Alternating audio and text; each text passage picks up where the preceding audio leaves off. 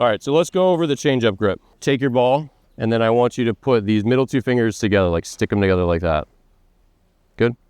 And then I want you to put your palm up, and I want you to take the ball and sit it between your fingers like this. Bro! And then I want you to put your thumb right in the center. So it should look like this. Yep.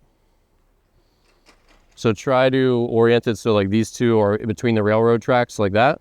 Yep. And then your thumb is on the bottom. Perfect.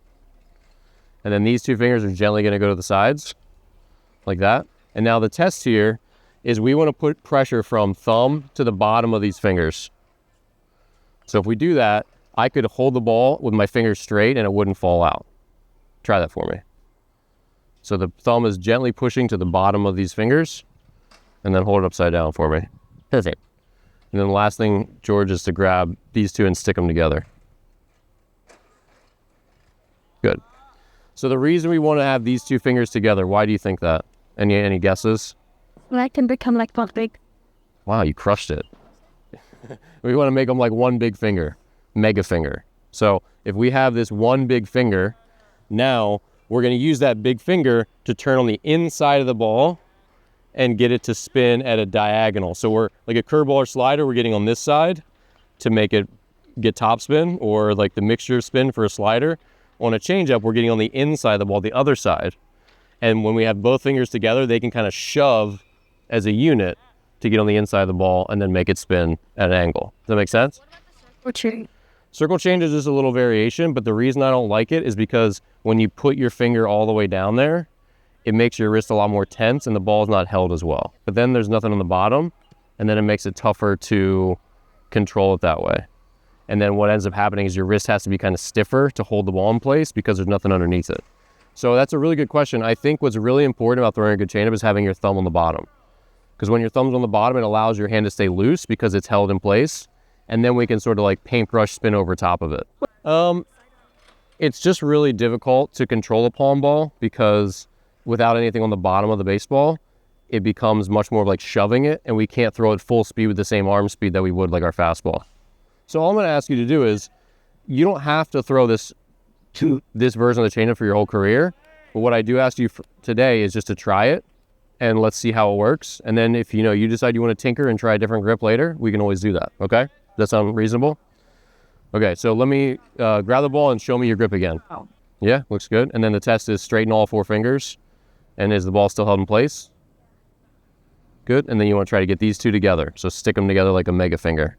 Your fingers will kind of get stretched out over time. So if the pinky follows them, that's okay. Once you close them on the ball, push your pinky down. Yeah, like down like that. Yeah, you just do the best you can. But the one thing that we want to avoid is if our fingers are too wide, these two will start to fight each other because we want to be on what side of the ball to make it spin, inside, right? If these are really wide, they might start to push independent of each other. And then this kind of makes it cut and this makes it run, and they're kind of fighting. When they're together, they can both go on the inside of the ball, and then they'll get the consistent spin that we want. The changeup is an extremely important pitch. Why do you think this is an important pitch? Even I'd say more so than a curveball or slider. It's going to look like a fastball more than anything, except for maybe like a cutter. And it's going to use, one of the big things about the changeup is that it's going to be something you can use to opposite-sided hitters. You guys understand what I mean by that? So how many of you are here righties? Are you all righties? Okay. So why is it less effective to throw a curveball or slider to a lefty as a righty? So I think one of the things you're trying to say is that it starts on the outside where it breaks into them, right? So it's a little bit easier for them to see and it's less scary, right? You guys remember Randy Johnson? Yeah. He was terrifying because he threw from here, right? And for a left-handed batter, it looks like it's coming behind their head and it breaks over the plate, right?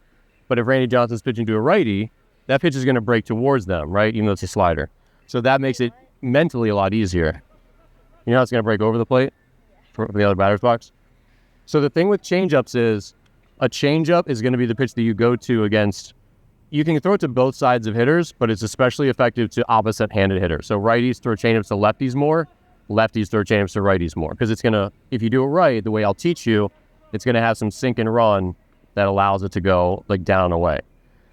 The other thing is the changeup is going to stay in the zone a little bit better. So when you throw a curveball, how much does it break? Like 12 inches, maybe a little more. One plate? Like sideways, you mean? Yeah, I mean, curveball is not going to have as much lateral break as a slider, but it's going to break typically about a foot, something like that. So when we're throwing our curveball, we've got to account for the break to get it for the strike zone, right? So if you're going to throw it where he catches it for a called strike here, you've got to throw it here and it's got to break down there. It's a lot more complicated, sort of like physics, to get it for a called strike, right? When you throw a changeup's a lot more straight. So all you have to do is lock eyes for the mitt and essentially throw it for the mitt, and it's going to have a little bit of run, but it's going to be in the zone a lot easier, right? So like on 2-0 or 3-1, you can feel a lot more confident that I'm just going to like hammer this for the mitt, and I have a pretty good idea that it's going to stay in the strike zone. Does that make sense? So mentally, it can be a little easier that way. Changeup is that we are afraid that it's not going to go slow enough, right? And then if you throw it right down the middle and it's not slow enough, what's the hitter going to do with it? He's going to deposit it deep into the mountainside. So one of the big things is we have to make sure we can take the speed off it and be confident in it, so then we can throw it as hard as we can, knowing that the speed is going to come off. Does that make sense?